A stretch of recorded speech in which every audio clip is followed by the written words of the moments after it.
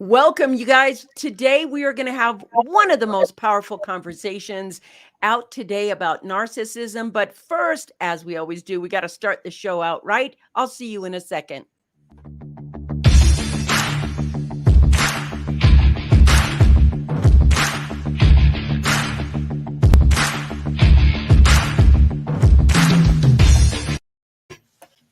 Welcome to the Coffee Break Show. You're on the Success Secrets for Business, Family, and Life. I'm Vickie Helm. Today, I have my really good friend, Tracy Malone, with me, and you are on the Metadime Digital Network. So wherever you are, if you're driving, if you're listening, if you're on Roku, if you're on Pandora, welcome to the show. I just want to say that it took me 3 years to get my friend on this show. 3 years of matching it, and because she's been so busy and working and everything else. Tracy, welcome to the Coffee Break Show. So happy to have you with us today. I'm so honored to be here. Thank you for having me. Yeah, Let's make it 3 years next time. Yeah, well, we're going to dive in today to one of the most powerful topics. She is, I want to tell you about my friend first.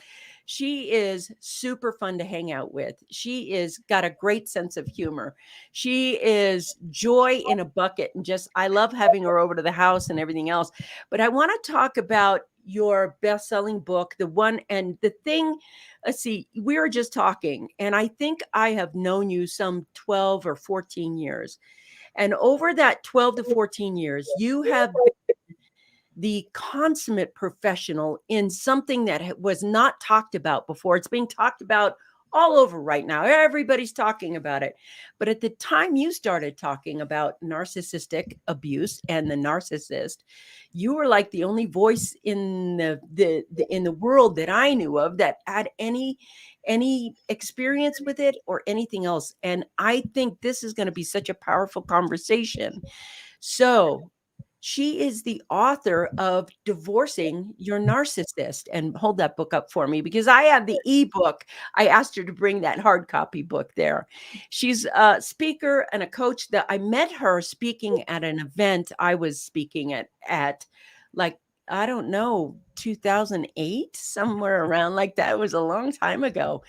And I thought the subject was interesting then. But today we're going to peel apart about, first off, I just want to get a definition. One is, what is a narcissist? How did you get to being into this support group? Why did you create the narcissistabusesupport.com? And what is your hopes and goals? Those are 3 questions already. But, why did you write the book? Why are you doing this? How did you get here? Awesome. Thank you. So, everyone is talking about narcissists these days. It's like the hot topic. And I've been talking about it for about 6 years. The definition by what we call the DSM-5, which is the Diagnostic Statistical Manual of therapists and psychiatrists go to. It's a grandiose sense of self-importance, and they exaggerate their achievements. They have entitlement, but that doesn't cover it. Like, there's a couple more other dumb little, like, that doesn't cover who they actually are or what they do to people, right? They manipulate people. They manipulate them into relationships if it is a relationship situation. A narcissist can be someone's parent, and they can have relationships with them. They can be neighbors. There's so many different areas where people are affected at work by a narcissist. They are cruel. They abuse them. They lie about them. They create smear campaigns and just create chaos around anybody that they're near. And it is like scorched earth. It is not just, narcissists like to look in the mirror, because that's how everybody interprets it. In fact, my own therapist, after 6 years of therapy, when I hit him with it, I said, "What do you know about this thing called narcissists?" And he said, "They like to look in the mirror." And I'm like, "What?" Goodbye. Right. Like, it was so much better. And the reason I started was because I became a victim, right? I was a victim to it. I didn't know it. And I learned about it to educate myself. And I was like old at that point. I'm not going to say how old, but I was old. And I was like, how could I have made it all these years? And isn't there like one website that teaches people about this. So I being in marketing for, 28 years, I said, I'll make a website. Sure. And I just started putting it up, and, things just evolved. I created a Facebook group for my own support because I was going through Yeah. a lot of bad times. And so I never expected there'd be 15,000 members in it. I never expected like all of the things that were going on. So, that's how I started this. And the more I learned about just how to deal with them and how to heal from them, Mm-hmm. the more I wanted to share. So I created support groups, and those were, again, my intention was for helping me and finding more people. And it just got so big. It got to be where I was having 100 people in a group, 2 different groups a month. And I'm like, this is bigger than me. And so I wanted to teach them how to heal. So that's how I really got started. I wanted to help myself heal, help other people heal. This is so interesting because, yeah, I agree with this. Congratulations, 15,000. Whoa, how sad that so many have been affected. Imagine how many are out there that haven't found out yet. Well, most people don't even understand what narcissism is, and I have to be honest with you. I have a dear friend of mine who is, just about ready to finish her doctorate or something like that, some big degree. And we're talking about narcissism. And my understanding of it was so small, and the effects it had on people were so small. And I want to know, it's like, how do you know that you have been abused by a narcissist? And how do you know you're not or are an abusive narcissist? I mean, let's if we get some clarity around that, because I think a lot of times now it's so popular, how people are always, I'm an introvert, I'm an introvert, I'm an introvert, because they read the book Quiet. But if they didn't read the book Quiet, they suddenly would, and everybody now is, I've been a narcissistic abuse victim. How do you know the difference? How do you discern those things so that people understand a little bit more about, maybe they're in a relationship Mhm. where they're being abused and they don't know it? Yeah. Well, I that's mean, how can you not know it? the hardest part is because like we gave those that brief definition, and again I could go on. I wrote 333 pages how to identify them, right? But the difference between them are that a narcissist hurts people. The people who like to look in the mirror and that sort of kind of narcissistic, we all have that inside of us. We don't hurt people though, right?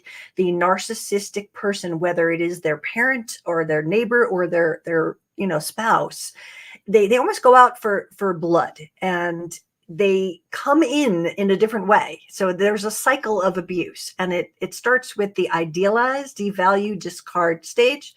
And when they are idealizing you, this is the best thing you've ever seen. This love that you are being, exposed to is you are their soulmate in like a week.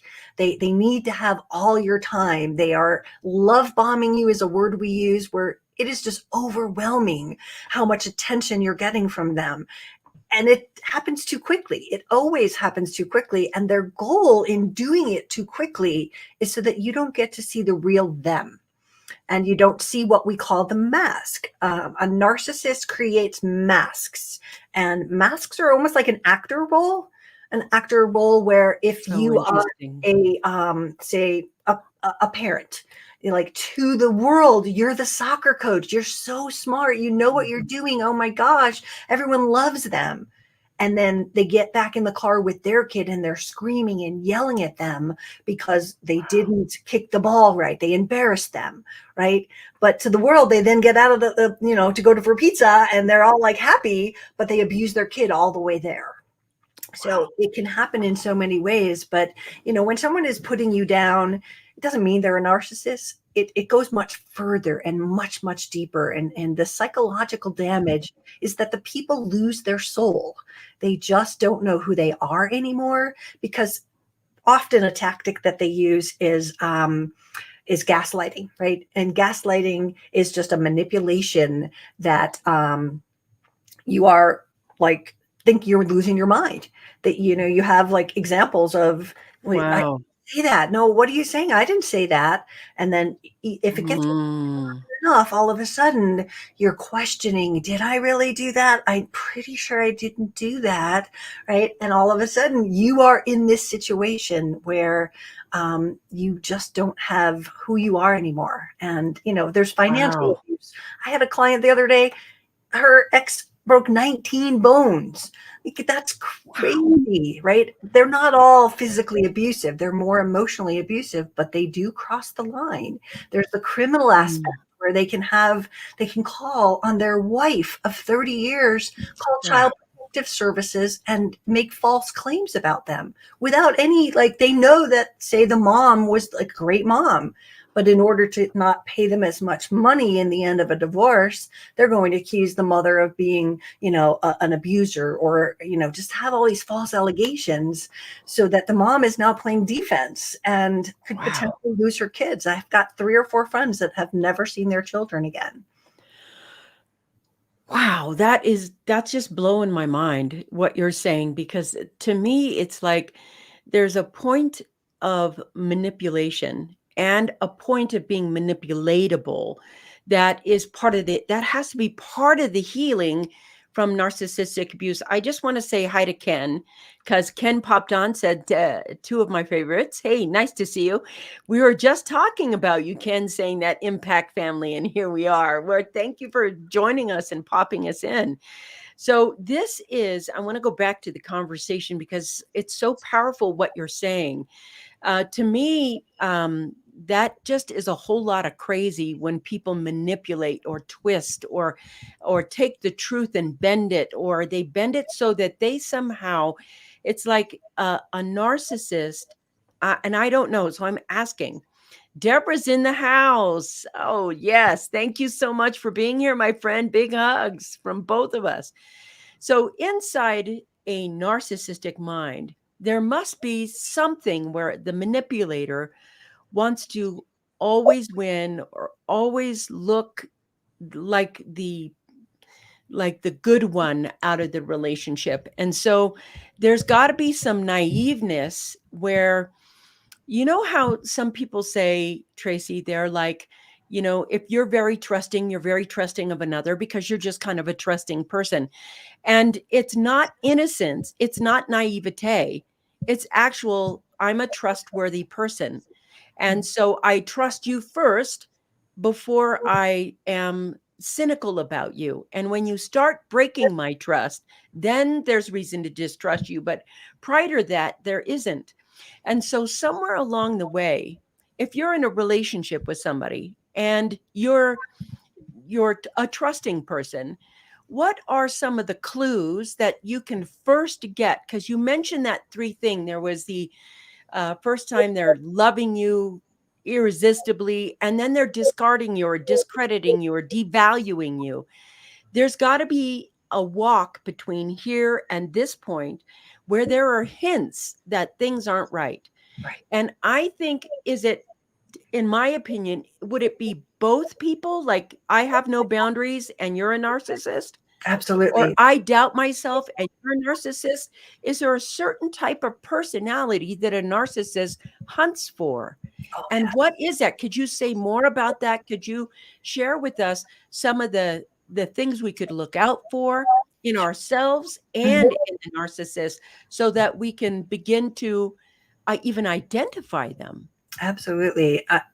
Narcissists target people that are loving, caring, beautiful, smart, generous, and kind.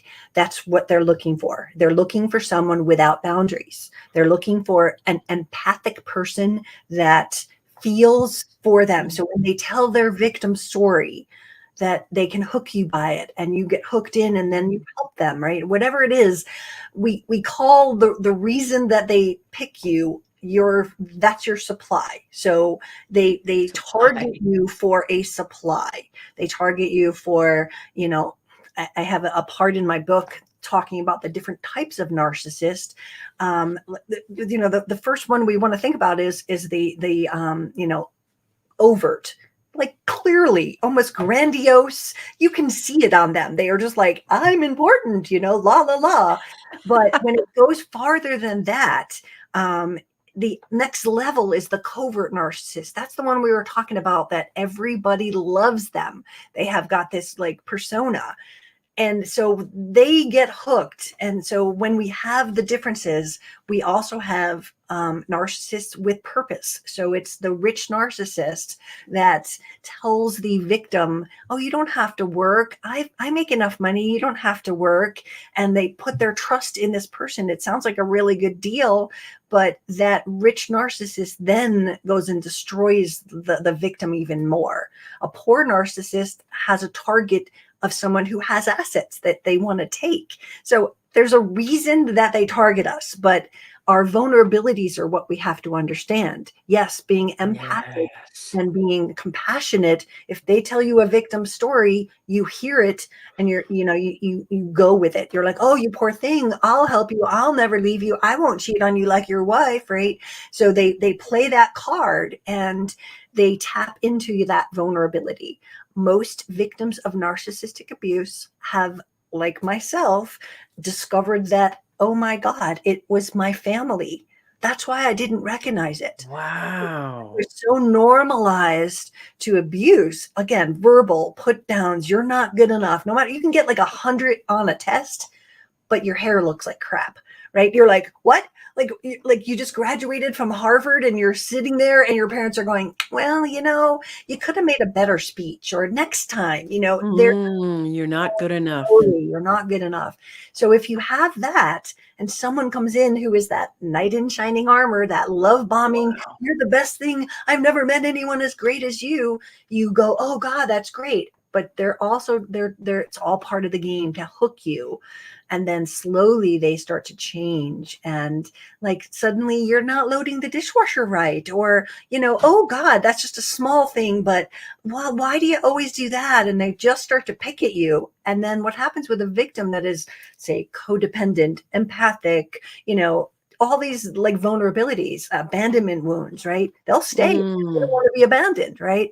Yes. So they tap into whatever you have as a vulnerability. This is so interesting. It's so interesting. Could you say more about, you made a distinction, like you could be born into a narcissistic family and be so used to that kind of behavior that you don't notice it out in the real world because it's become part of your familiar.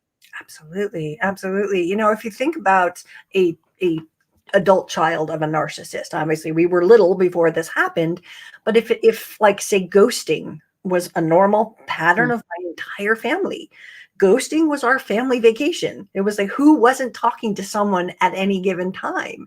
And so for me, the behaviors that I was witnessing were so common.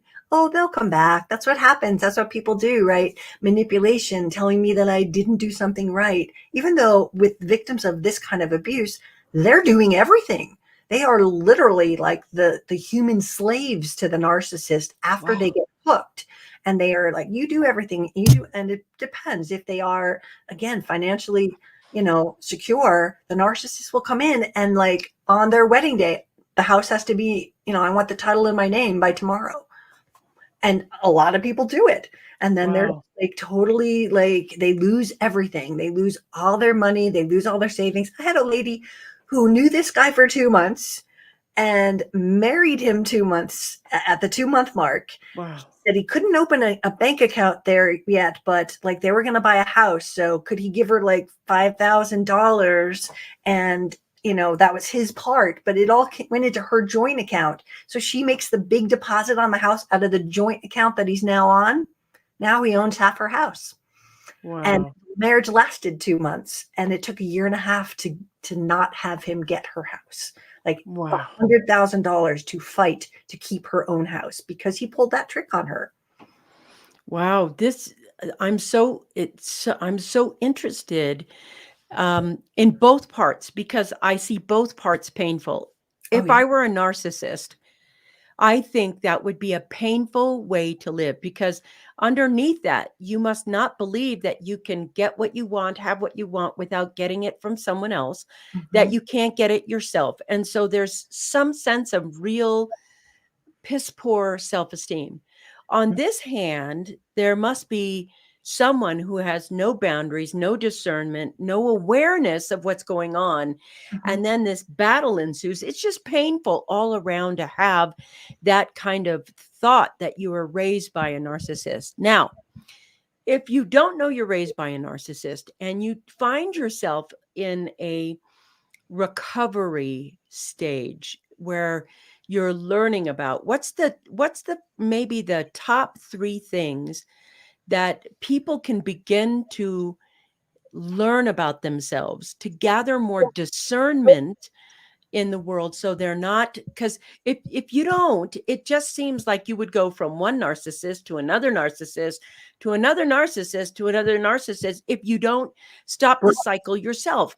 I know that the narcissist victimized you, I get that, but you have to stop being a target for that as well, and that means there's a lot of self-responsibility healing here.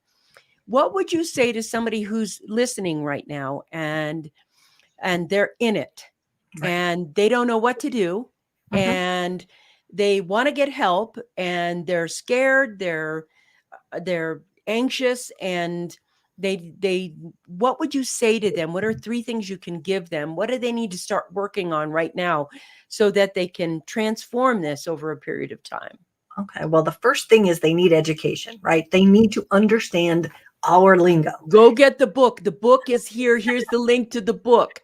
It's in. And listen, if you're driving, if you're listening on Spotify or iHeartRadio or Pandora, chill. You don't have to write any of this down. It's in the show notes. It's down in the thread below. All the links are there. I promise, if you're thinking, I need to be with this woman and talk to her or be part of her group, you will be. The links are there. Drive safe, be safe. And here's the book to the link on Amazon. It looks weird like this but on the thread, it just has the Amazon link and you can pop up and get your copy. Awesome. Thank you. Mhm.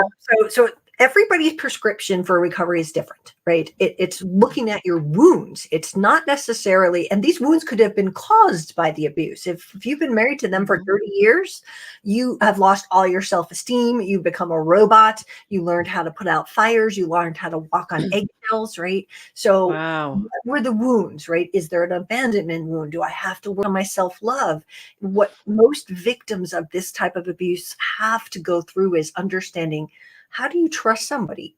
And when I ask people that, I'm like, so let's just start there. How do you trust somebody? And they're like, hi, nice to meet you. I'm shaking your hand, right? Well, that's great, but it's not how you trust somebody. And that's how you get in trouble. If you give away trust too early, then you are not seeing if they are accountable.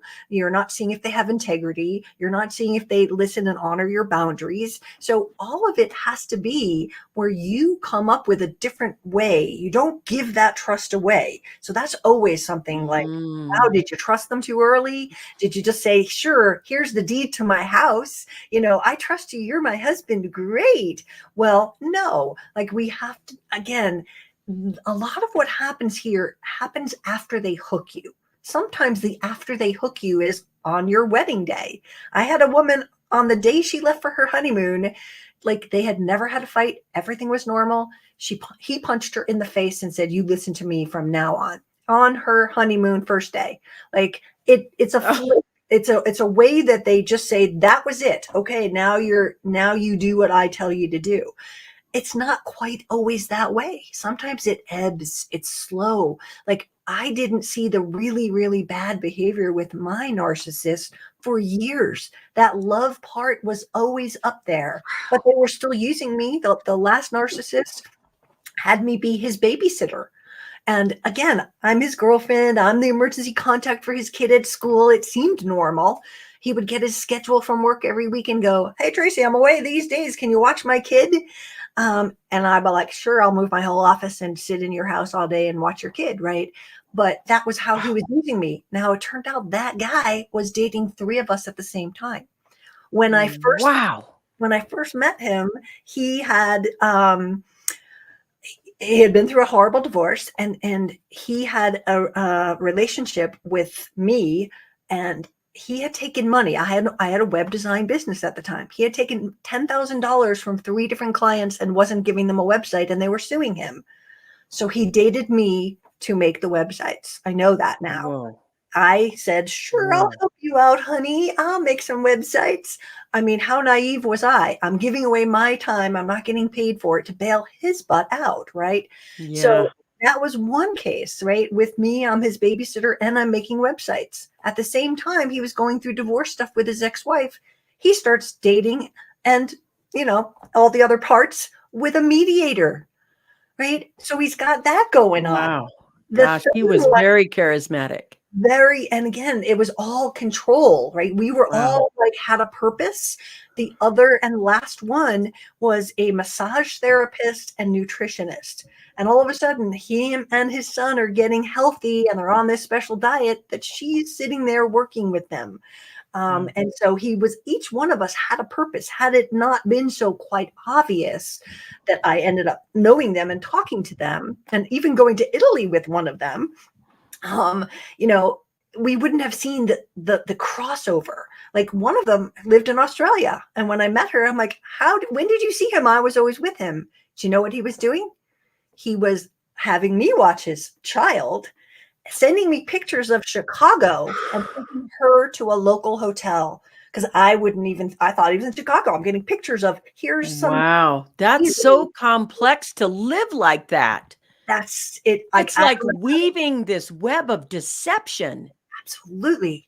I mean, even when people are going through a divorce, the kinds of things is the hidden money, the hidden accounts. They've been withdrawing $50,000 a month from retirement for 5 years, and you don't even know it.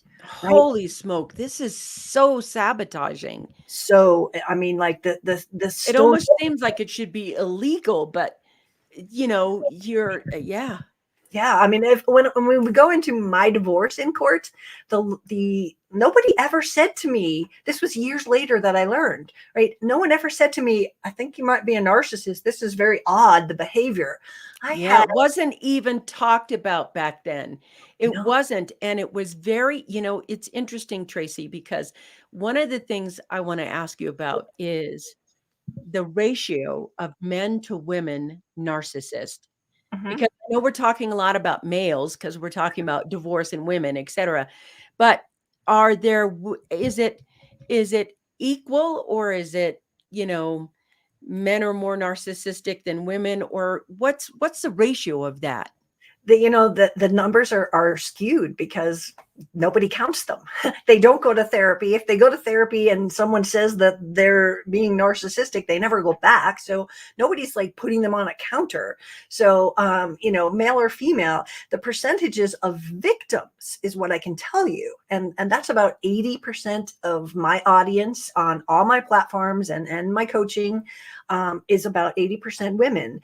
The men who are abused, and it is a different ballgame because they become like, you're the child abuser father is what she's going to accuse him of. And like, she was the abusive mom, but he's the one being accused of it and having to defend himself that he didn't touch the children inappropriately. They will do that kind of level of stuff. So the women are much more evil, I have to say. There's not as many of them, or maybe the men don't come out and talk about it as much. I think that's more like it. But in courts, a man is like judged. How could you do that to a woman? How could you abuse your children? And he's like, I didn't do it. And nobody believes him. They'll believe the mother over the father. So those are the kind of numbers that you're looking at. And the last numbers that we have about percentages is from 2008. And I don't even know I have it in my book. I know who did it. That's the survey. But again, nobody's stepping up going, count me, right? So that's true. To 6%, that number from 2008, 6% of the population, like that, multiply it out. I counted that every narcissist affects 10 people without question. It's their children, it's their spouse, it's the next spouse, it's the next girlfriend. It just keeps going. It's work people, it's neighbors. They don't just abuse one person. So that's about 200 million victims in the United States.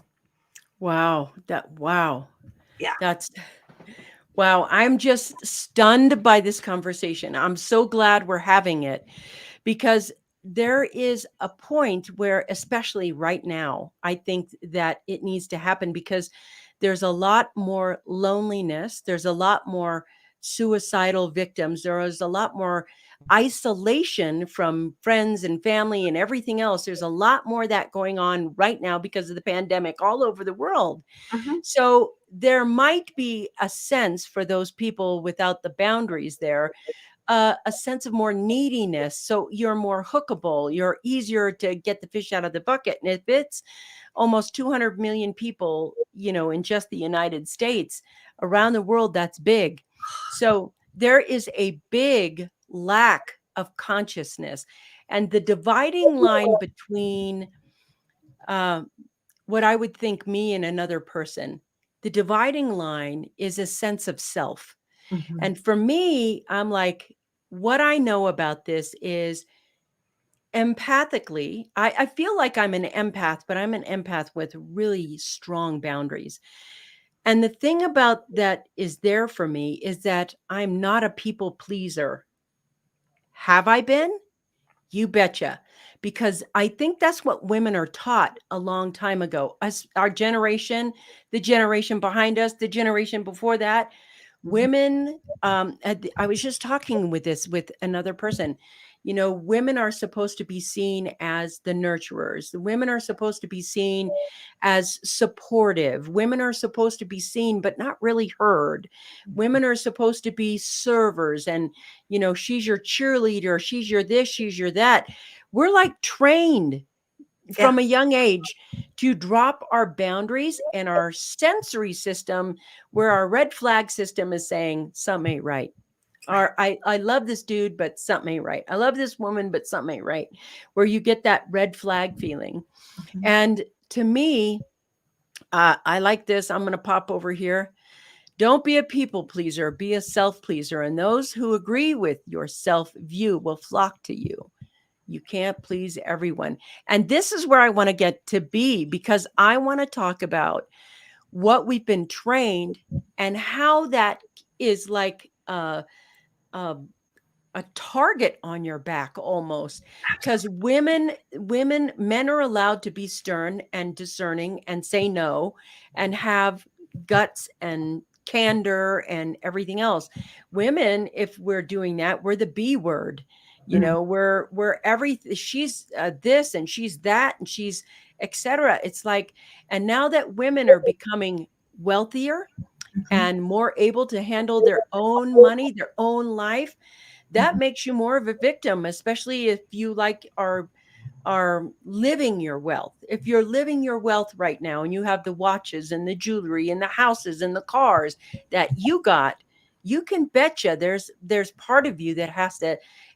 I don't think it's discriminating at all what class of income you have as a woman for a narcissist. I think the narcissist is going to be looking for something, and I think wealthy, intelligent, empathic, nurturing women are targets. Hey, Sean, nice to see you on. Yeah. Yeah. So women are, again, we are targets. We are groomed is the word. We're groomed Hmm. to be the good girl. And the girl Hmm. doesn't like, you don't ask questions and it's okay. You're Bad being Gal taken care of. Friday. Yeah.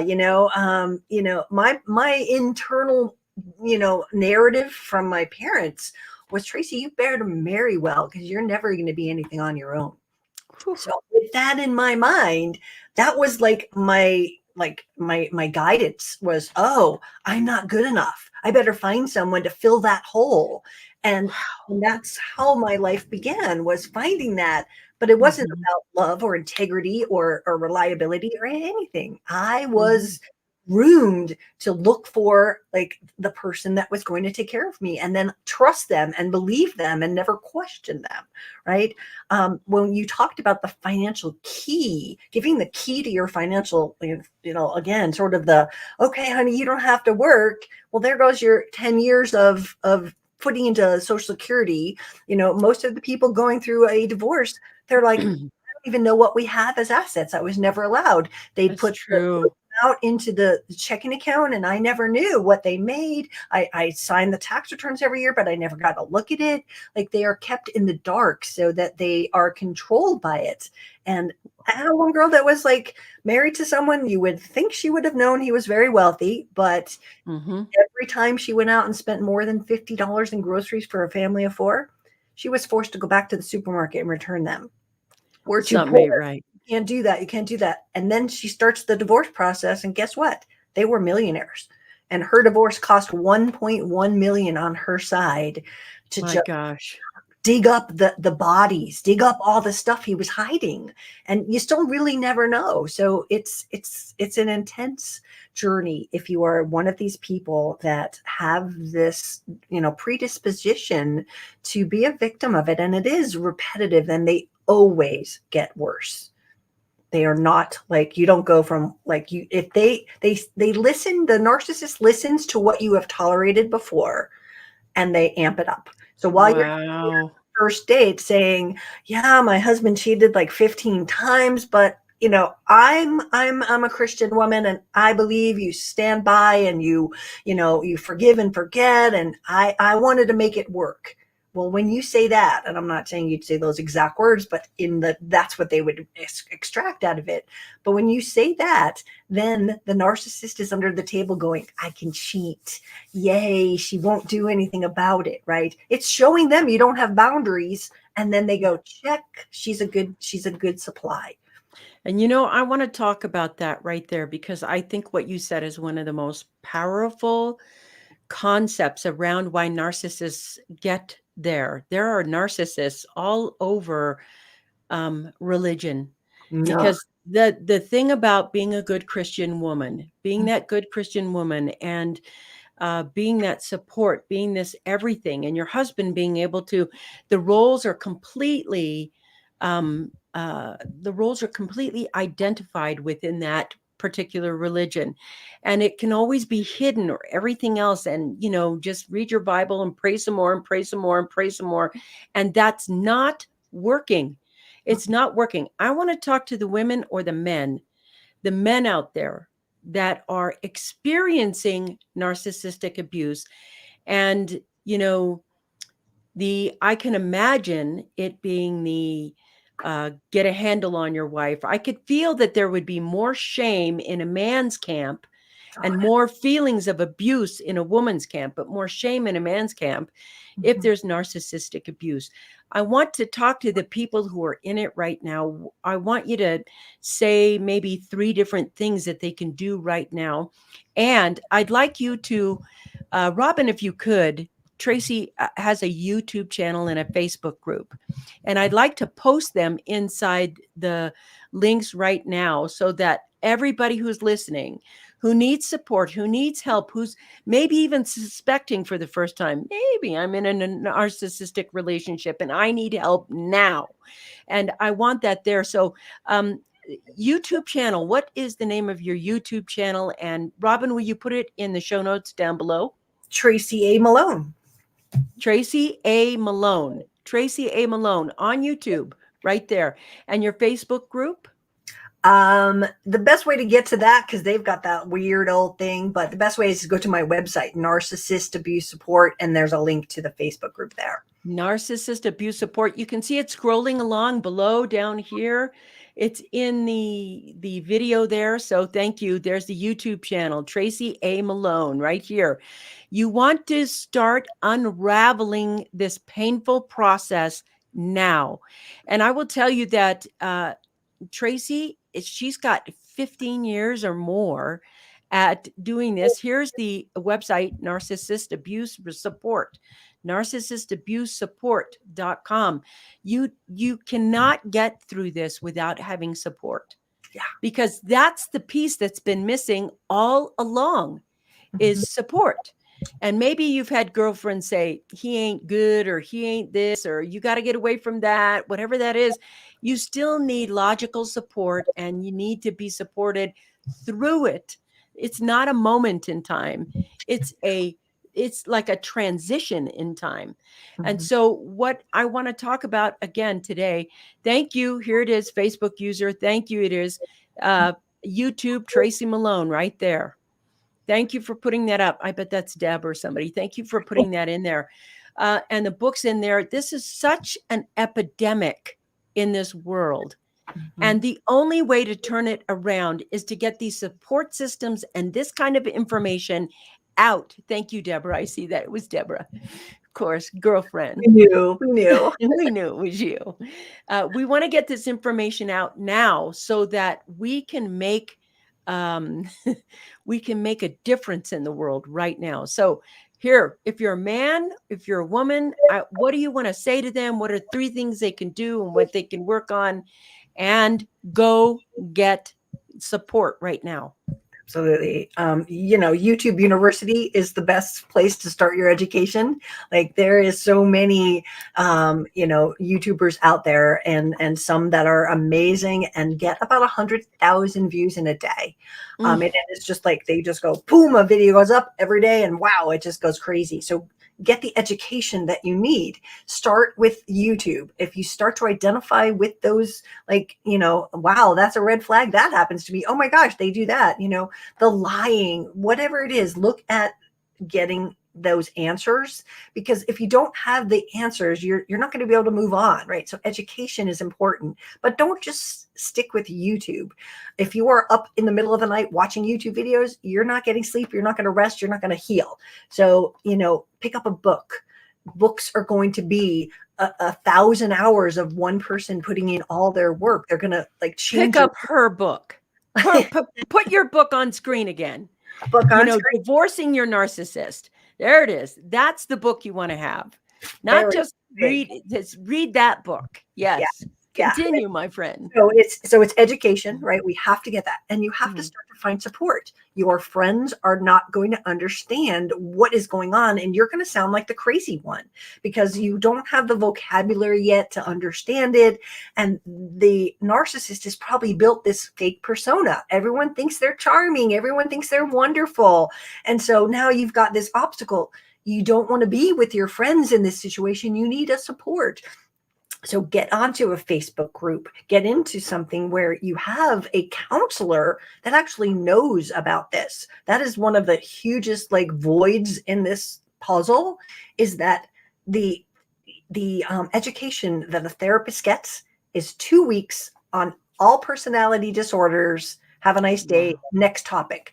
And so they do a lot more. Like I said, my therapist didn't know what narcissists were. So make sure that you're with somebody that's going to be able to explain, oh, if they're doing this, we have to do this. You need to be one step ahead of them. It's like chess game, right? You need to understand, and you need someone in your corner that's going to help you. You need validation. You need to find hope. And it is not the end of the world. I mean, that's the scariest part for people, that they are so uncertain and they just don't know what their future is going to be. You've been married for 40 years and you don't even know where you're going to live, right? Find someone that's going to feed you hope, and not just oh, be hopeful and la la la. It's we build hope on a strategy that's going to get you from A to B, and then tomorrow we're going to get you from B to C. You have to have that. And again, people that understand it, education and support is how you're going to get yourself out of this, because your vulnerabilities are always going to be a vulnerability until you heal them. If you have abandonment wounds, you're always going to be afraid they're going to leave. So you're going to try harder. That's what narcissists you drop your boundary there. Exactly. Yeah. So those are the key pieces. This is not the end, and it is not written in stone. If you break the patterns, you will be stronger. You will be happier. I want to talk about that, because in the beginning we talked about how the narcissistic abuse can just suck the soul right out of you, and you're rebuilding you and transforming you so you're no longer a victim of this. And because to me, narcissism is a relationship. It's a relationship that is between two unhealthy people, and there is always a relationship. It's like the unhealthy person, the aggressor in it. Both people are victims to me.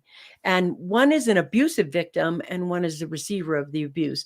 But either way, it is our lost sense of self, I think, that creates the narcissist in the first place.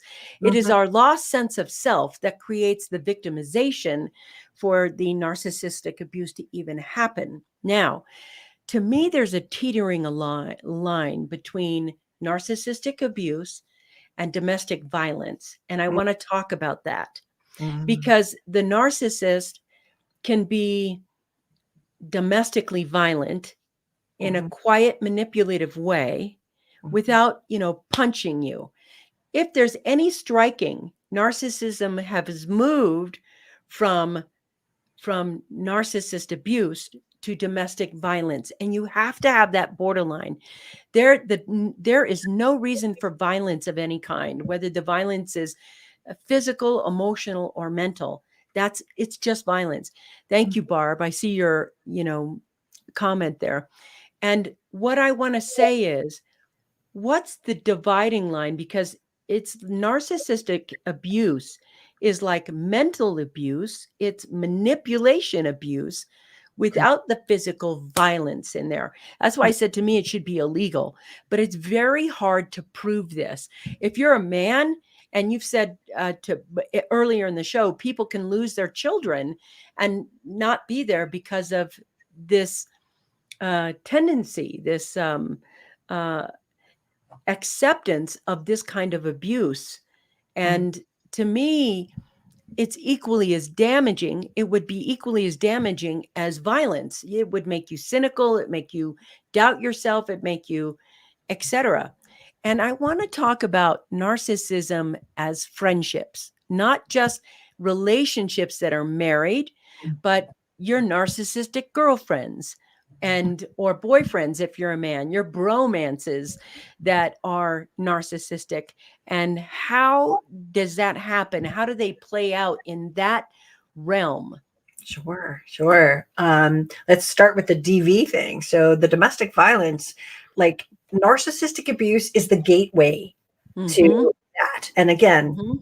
very small percentage. I don't know. I'm not going to say 10%, but it's probably in that range. Go to the physical abuse, right? Mm-hmm. But in that control patterns of the narcissistic abuse, you have sexual abuse, Yep. you have financial abuse, you have abuse with the children. So that there's a whole bunch of things in there that before we get to the domestic violence thing. And unfortunately, the way that our system in our country works with domestic violence, I worked with the Domestic Violence Coalition here in Colorado for about 4 years, and I was on a survivor caucus, and I actually got to speak at one of their conferences, but they were like, don't say that word narcissist, because we don't have any funding and we can't blame anyone, we can't call them names and all of that.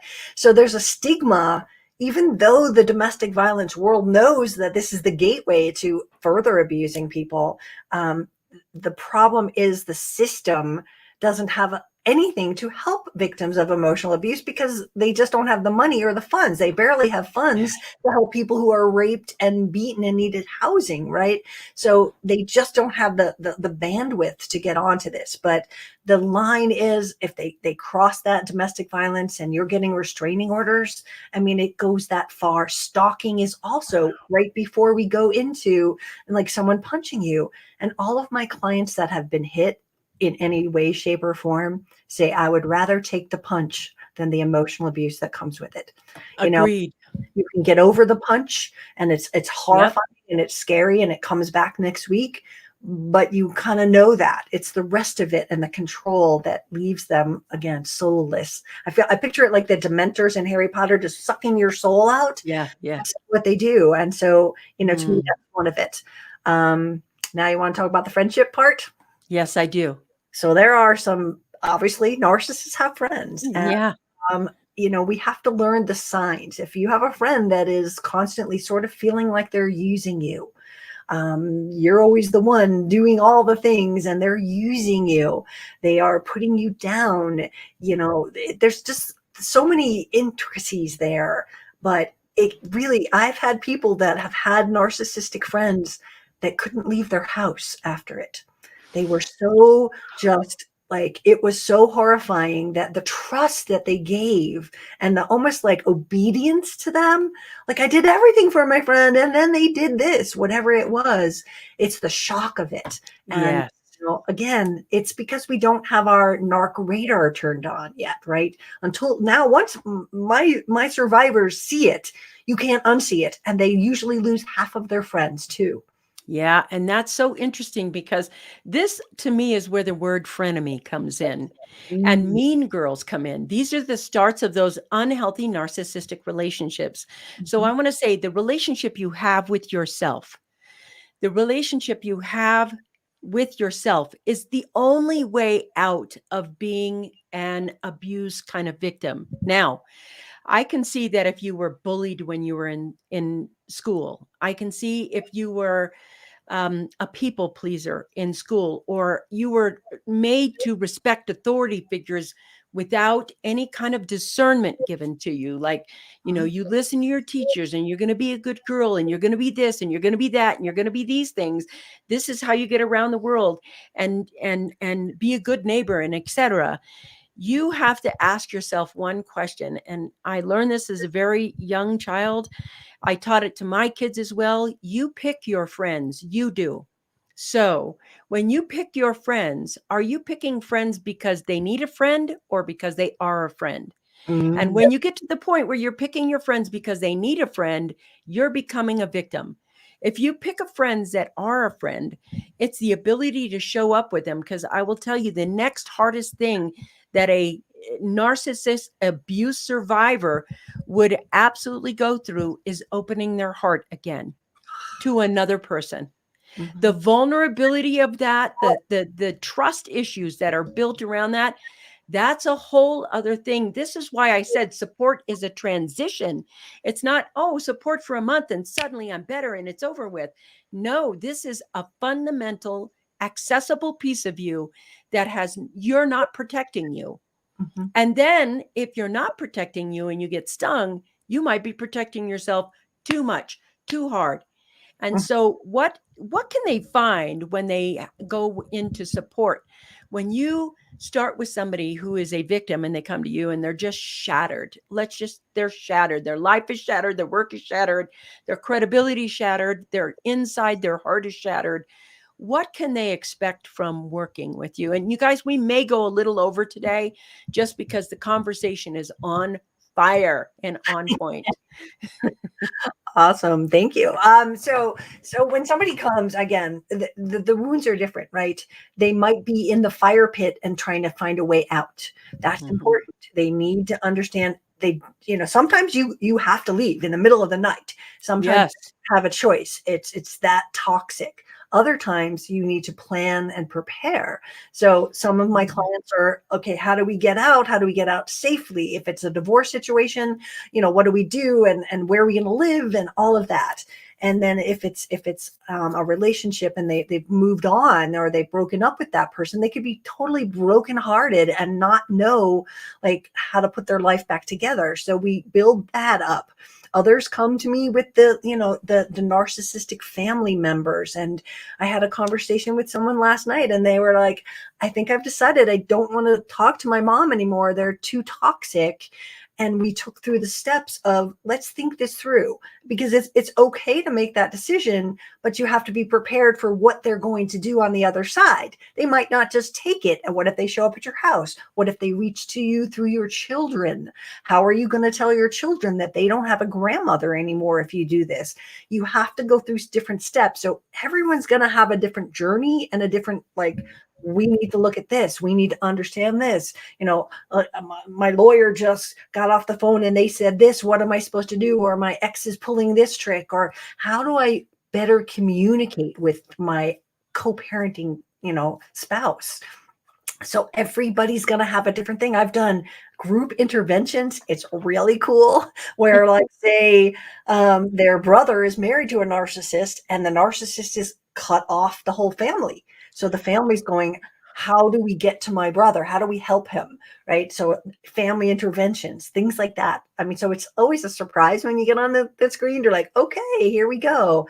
And then it's taking them through. I love to work with people who are going through a divorce to make what I call in my book the narc-proof parenting plan and decree, because Wow. narcissists don't listen to even a decree. So you have to make sure that you cover yourself and go, think of this. Don't make a mistake in a divorce agreement that your kids are Mm. 5 years old now. Well, they're in kindergarten. So your whole like decree um is about the kid at 5. Well, what happens when the kid's 13? Are they going to want to talk to the other parent for an hour every Sure. single night? No, they're teenagers. They're, Yeah, they want their life. you have to plan for that. You have to plan for the kids' expenses to go up, right?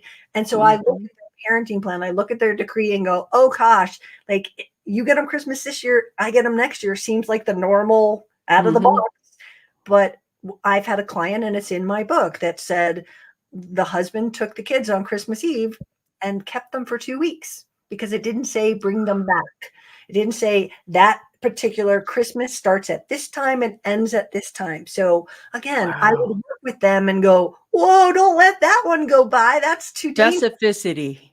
Very, very detailed, because now you have accountability and they could be held in contempt.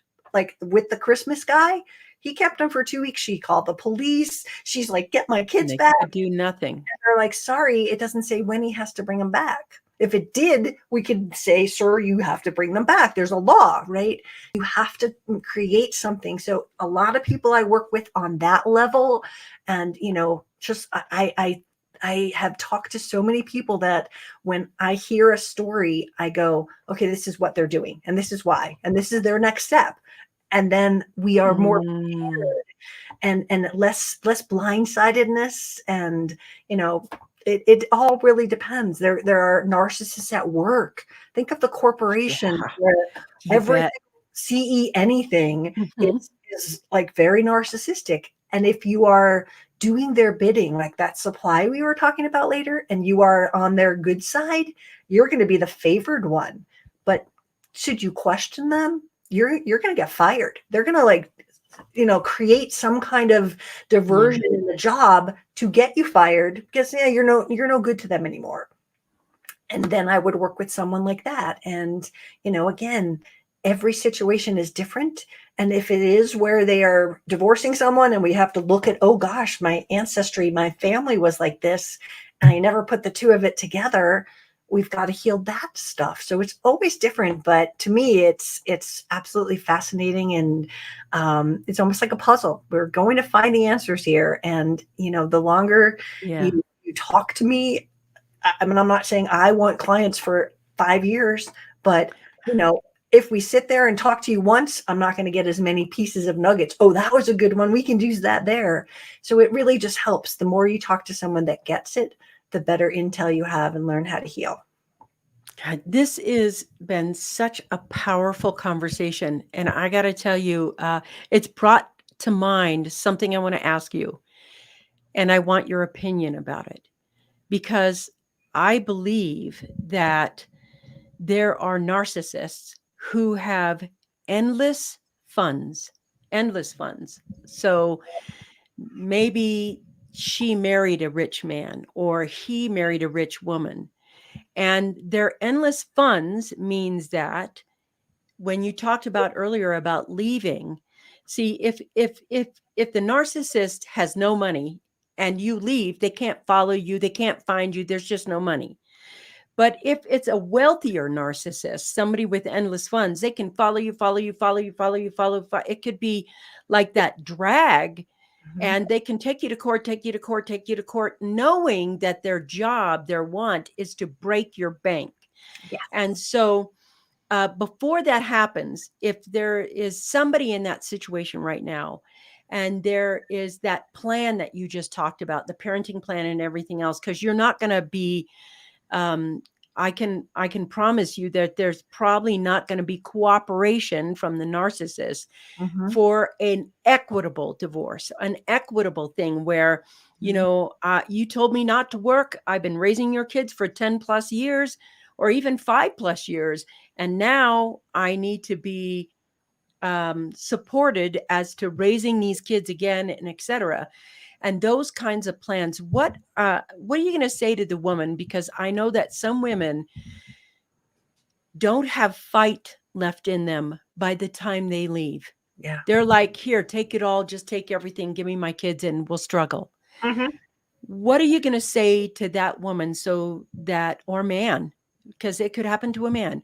What would you say to them right now? What's your opinion to say to them so that they can find some sort of clarity inside their heart and soul that says, it's not whether you deserve this or not.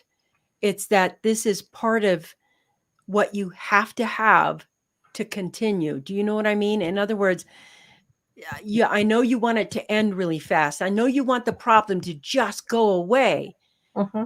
What would you say to them? And I want to end the show on that, because I know out there listening right now, somebody's going through this. Absolutely.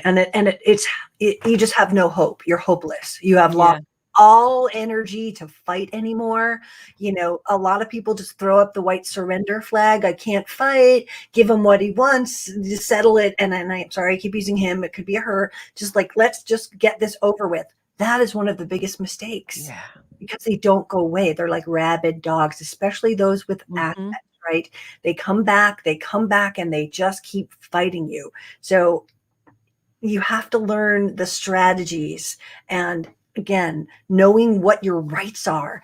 A narcissist gaslights you. They're like always saying things like, there's no money, if you divorce me, you're going to get nothing, and you have no right, you were the stay-at-home mom. Learn your rights. It's so important when you are in that financial situation to know that, hey, I am going to get half of the value of the house even if I don't get to stay there. That is a big shocker for so many people who are financially abused and trapped by that, right? So don't give up hope, and know that there is a way out of this whole situation, that you have to know the strategies. And that's what this book is all about. I have thousands of victim stories that were supplied to me. These are the tricks that was pulled. And I went and put a line. It was like, but to avoid this from happening, when they leave the house, put the electricity in your name, or they're going to turn it off in the middle of the night. You're going to be freezing on a Friday night, so you can't turn it back on until Monday, right? So again, know your rights and don't give up hope. There's financial abuse out there. I have all the listings for every state on my website. Wow. If you can't afford a lawyer, start with financial, start with aid, if you are like stuck in a situation where you cannot get out, I have all the domestic violence agencies for every state as well on my site. They can find you housing. They can get you out safely. So don't think that you are hopeless. There is so much hope and support out there. Now, will a financial aid lawyer know how the heck to battle a narcissist? No, but it's sure better than having to do it yourself. And a lot of people have to go pro se and do their own lawyering in a case like this. And again, when you're up against someone with 5 lawyers at their table, my divorce was $100,000 and we were fighting over 50. So I was only supposed to get 25. Just give me my 25 but it was allegation. It was 7 trials. I did this, I did that. None of it was true. And then we'd have to prove that. It was like I was on trial and I did nothing. But don't give up hope, because you can rebuild, and stuff is stuff. And as much as we are attached to it, I'm up here in Colorado that, we just had 1,000 homes burned down. Those people lost everything, and they're going to have to rebuild. And if you're going through this relationship, you might have to rebuild like that and start from scratch. But you can change your life, and it's all about, finding the hope. I want to pop this up. What an amazing resource you are, Tracy Malone. Thank you for all you do for those that are so vulnerable. I want to say this was such a powerful conversation. And my friendship and respect for you has always been there. But my friend, you do some real work in this world. You do some really good work in this world.